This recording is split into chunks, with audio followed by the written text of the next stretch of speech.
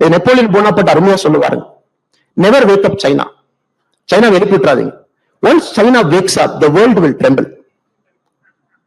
நான் சொல்றேங்க, never wake up UP. Once UP wakes up, நம்ம ஜிங்கோயிஸ்டிக்கா தமிழனா சொன்னா oh Tamil Nadu is in trouble.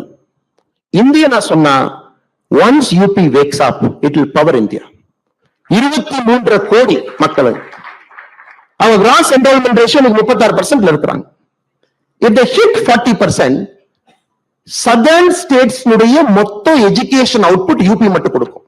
Sasi Tharoor சொன்ன ஆர்குமெண்ட் நான் கவுண்டர் பண்றேன். I am just reversing it.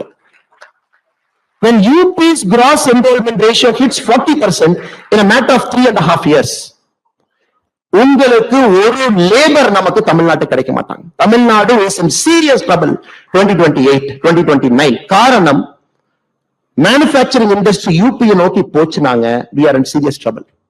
அதை நோக்கி நம்ம அரசியல் பயணிக்கிறத இல்ல, இன்னும் நார்த் சவுத் பேசுறோம் சத்தமே இல்லாம. எங்க 2016 வரைக்கும் உத்தரப்பிரதேசனுடைய மொத்த மருத்துவக் கல்லூரி 12ங்க.